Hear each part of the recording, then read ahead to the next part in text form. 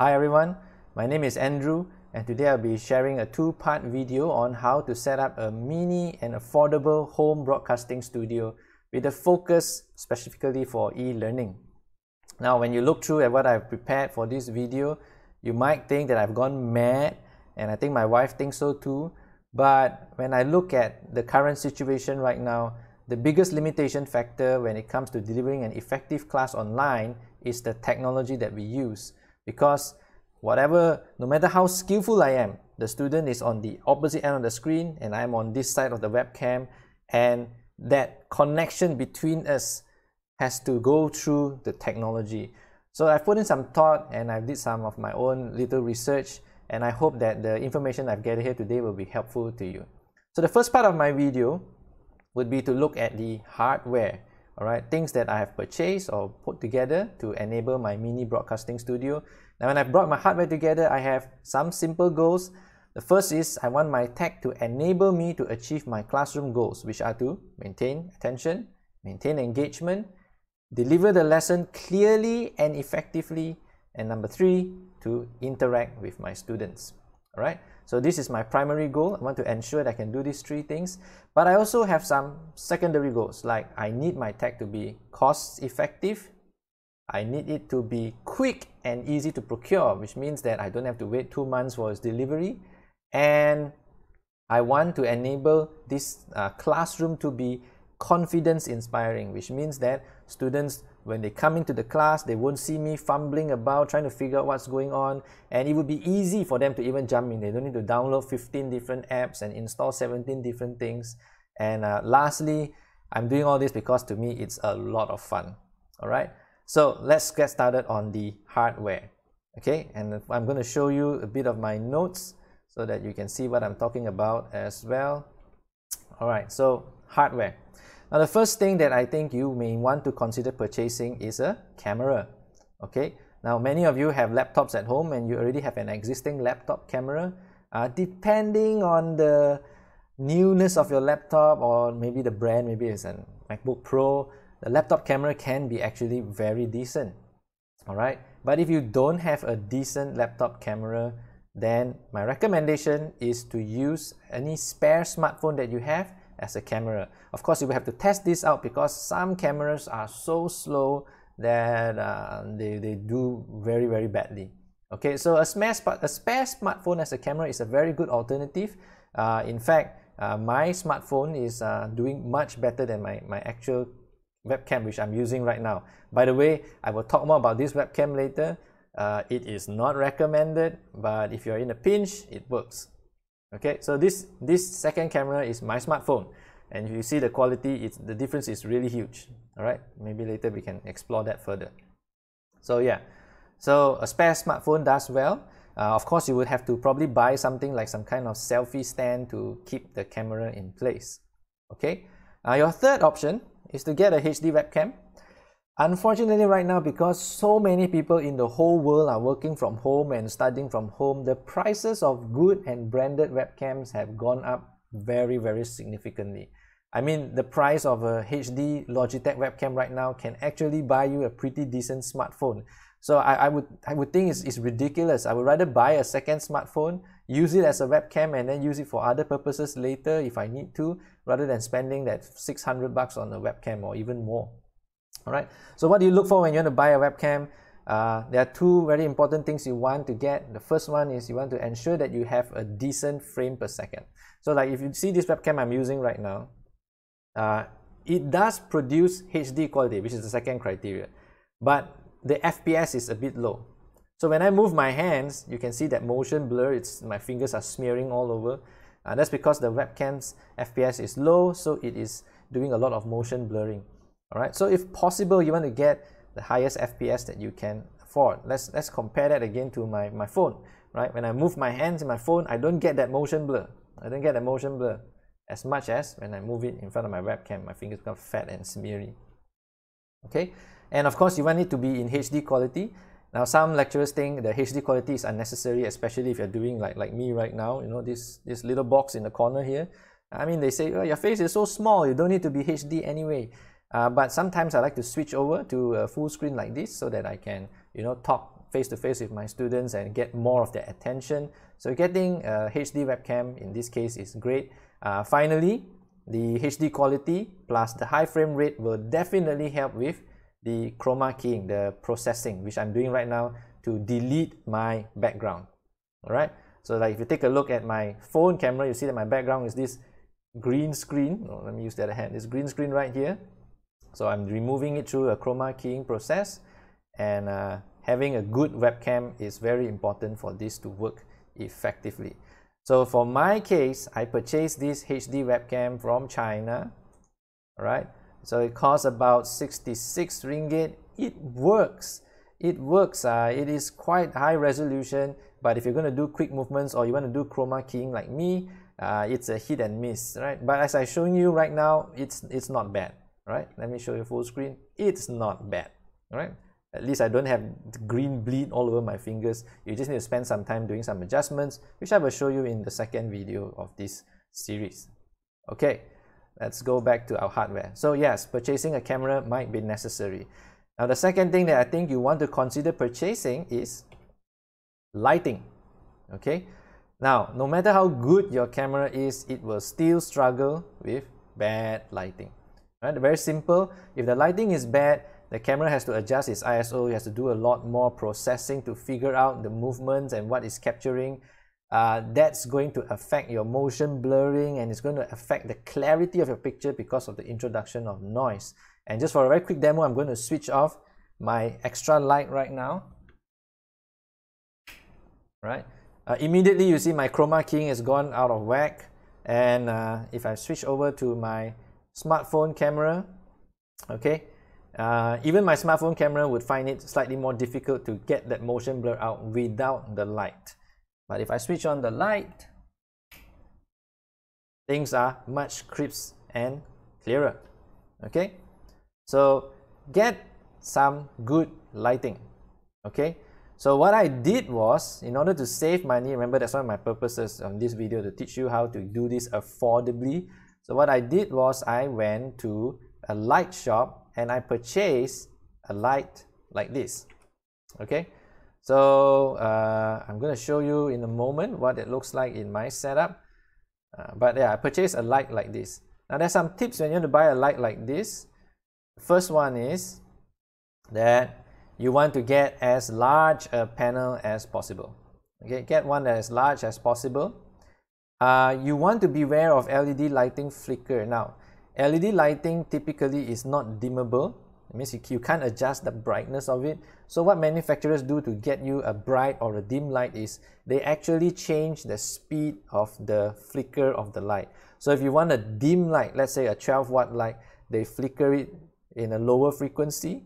And you want a bright light, like let's say a 50-watt light, they just make it blink much faster. That's not the case all the time, but this is very often the case with lights that you buy at the shop. So if you get a lower wattage bulb or light, the flicker effect might be quite bad. And I'm showing you right now, the flicker effect is very visible on my webcam. You see that? My face is blinking. Fortunately, if I look at my smartphone is not affected by the flicker because the phone has a different frequency in its video capture. It's generally a better phone, a better camera. But when we look at the webcam that I'm using, the 66 ringgit webcam, you can see that flickering is there, assuming you're using the same light as me. And this could get worse depending on the wattage, whether it's faster or slower. Alright, so I don't know how you can test this because in a light shop it's just not possible for you to record a video because there's so many lights there. Well, my recommendation is to get as bright a light as possible. Alright, get as large a light as possible, get as bright a light as possible. The other thing you want to be aware of is that you could have reflections on your glasses like me. If I look at the light right now, you can see my light box reflecting on my glasses. So what I did was I mount my light box at a 45-degree angle facing downwards so that the light, when it hits my glasses, it bounces downwards and not directly back to the camera. Okay, so I'm very quickly going to show you my homebrew setup. I'm going to switch over to this cam, and if you look there, I put a tripod and I tied, and oh, there you see the flicker on my phone right now when I'm looking directly at the light box. I put that there. Of course, some of you might have a better engineering solution to get this nicely done. That was how I did it. Okay, so how much did it cost me? It cost me about 26 ringgit only. Okay, I really enjoyed the process of building this. The next thing that I think all lecturers must purchase, I don't think you have a choice in this, is you need a microphone. Okay, you need a microphone. Now, why do you think you need a microphone? The alternative is to use your phone, speakerphone, or your laptop built-in microphone. Just a very simple explanation. Most of these devices, because they expect you to be speaking from a distance, I mean, they don't expect you to go near the laptop and talk like that, right? So you'll be sitting a distance away from the laptop. So the microphone has to be designed to pick up sound from a wide area, which means it will be capturing sound from the entire area. Sound that's bouncing off your wall, sounds that is coming from your fan, the chicken crowing from your neighbor, or the baby crying from the condo upstairs. These things will start to be recorded into your sound as well. And if you don't have clear sound, this will affect the focus and the engagement of your students, right? So the good thing is you can always use the headsets that come with your phone. That's a typo here, I'm sorry. Yeah, the headset that come with your phone. Typically when you buy your phone, they will give you a pair of headphones with a little microphone there. They are not great quality microphones, but because they are so near you, they are designed to only pick up the sound that is near you. Alright, so a lot of the other noise from outside won't get brought into the recording. So I would recommend, if you're in a pinch, this is probably the simplest and cheapest solution. Okay, but I would like to recommend that you consider purchasing a cheap lapel mic. I recommend something like from the brand Boya. Now this mic costs $39.90. I think I got it cheaper during Hari Raya because of the Raya sales. This mic works really well. In fact, it's what I'm using right now. See, I've got it clipped on right here. All right, and the only problem I would say with this mic is that it requires a battery when it's connected to your phone. Inside here, there's one of those button batteries. Okay, they're not expensive, but I'm just concerned that if I'm in the middle of my lecture and the battery dies, I'm gonna have to like cut out for a few minutes to get it fixed and replaced. So I don't like this. So if you're willing to spend more, you can, for example, look for like the Boya MM1. The Boya MM1 is a shotgun style mic. It's not clipped onto you, but it's placed on your desk, aimed at your face. And apparently this mic does not require any kinds of batteries. You can also get other kinds of these clip-on lapel mics that don't require batteries, but I think they run on USB-C. But because my PC is so old, I don't have a USB-C port. So I've got to use this implementation. And the great thing about the Boya lapel mic, if you purchase this, is that it ships from Malaysia. So within 2-3 days, you would get it. So you can get it in time for your class, even if you order it right now. All right. I want to clarify, I'm not getting any, what do you call it, sponsorship, product placement deals. I just think that this is probably the most cost-effective solution right now. All right, so you can get a cheap lapel mic, or you can purchase a cheap condenser mic with a cantilever stand. Now let me show you what I've purchased. Now I really like using this. It sounds great. I love the stand. It cost me about 100 ringgit. All right, and what's very important about this mic is that, okay, this mic comes with a USB, oh sorry, you can't see it, I'm going to flip it around. It comes with a USB cable, and it goes directly to USB to your PC. Now this is very important because there are a lot of mics that you can buy that require you to purchase a separate audio interface.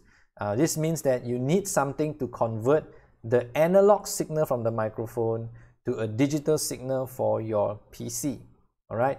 Now the two solutions are given to you. The Boya mic does not require that. The cable goes directly into your microphone port.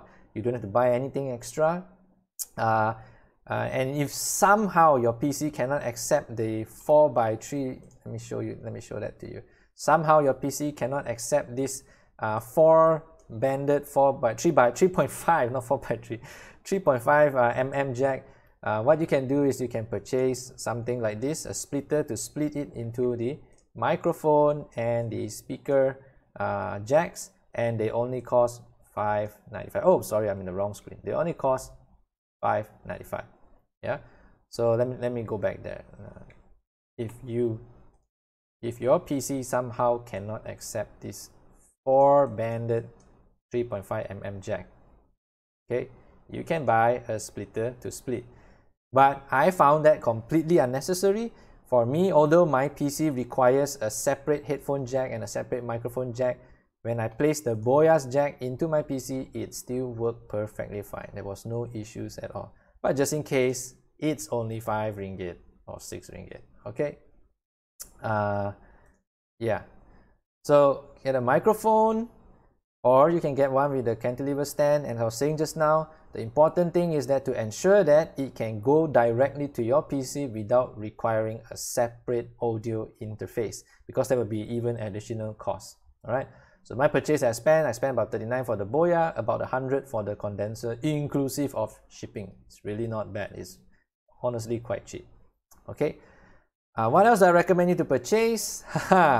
This is not really necessary, but I like having one. So I purchased for myself a green screen. Okay.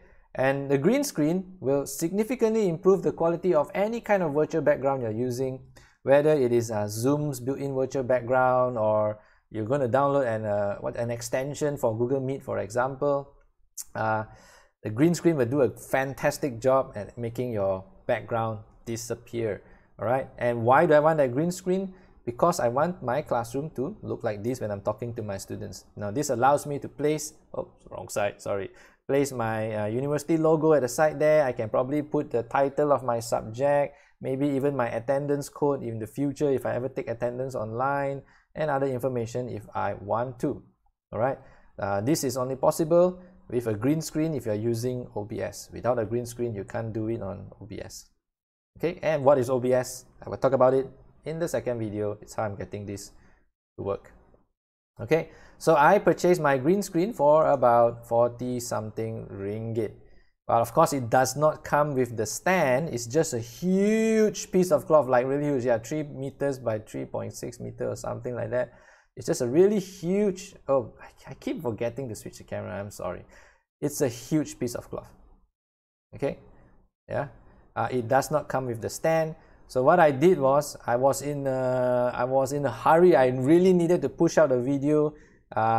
The very next day my green screen arrived. So my green screen arrived on, I think on Monday. I needed to do a recording on Tuesday because I had to submit it immediately. So what I did was, I did not order online. I went to Alpha Angle in Wangsa Maju, and I went and bought something like this, right? Something like this, a clothes rack, and with some cardboard extensions, I placed my green screen on top of this. Yeah. So as you see on Shopee or Lazada, it's really cheap. We can get it for below 20 ringgit even, but I don't know about the shipping.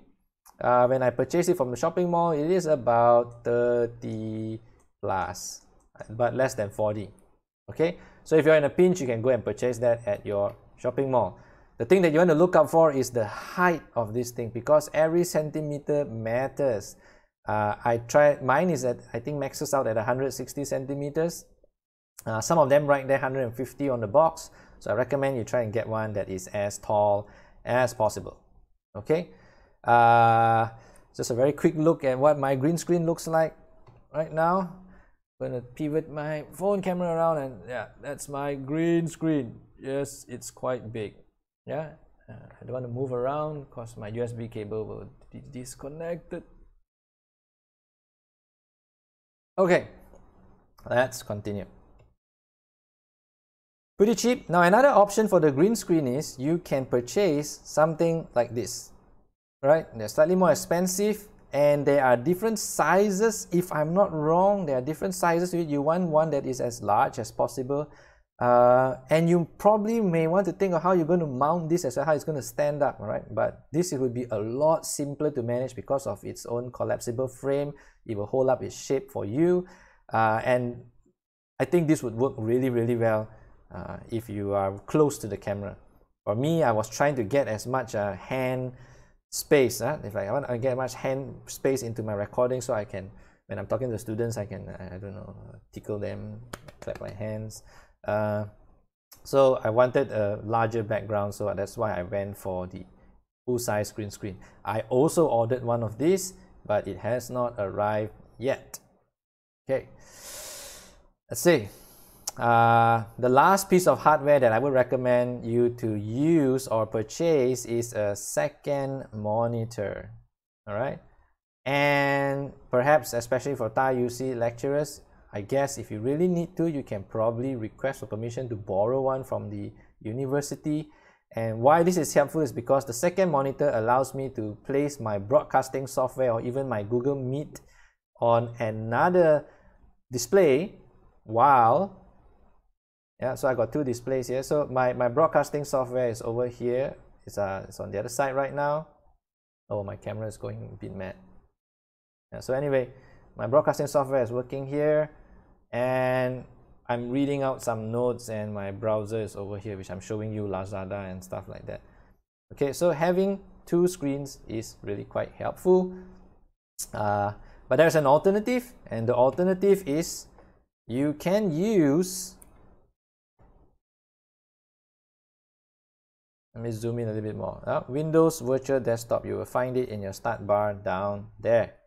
Okay, so what the Virtual Desktop does is it allows you to create a secondary desktop, and this second desktop can have its own instances of apps, right? So maybe you can put all your broadcasting stuff on one desktop, and you can then place your teaching materials on another desktop. Now, this is not the same as tab switching.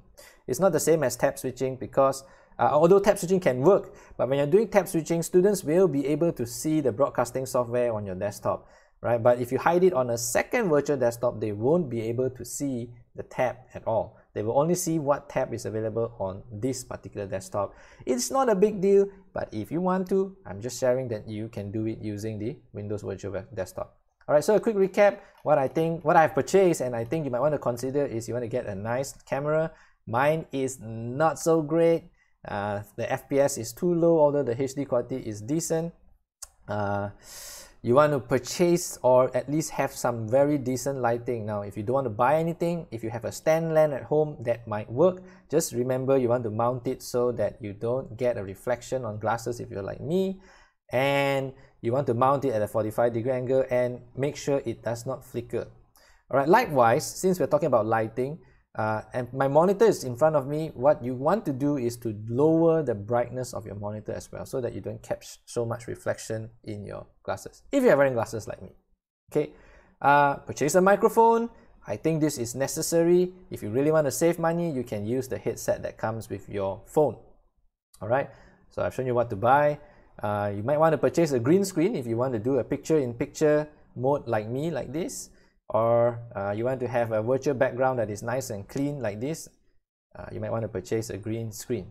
And lastly, maybe you want to buy a second monitor.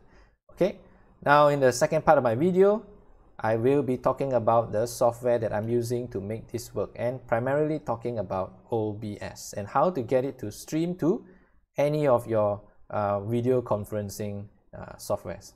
Okay, so I'll see you in part 2. Ciao.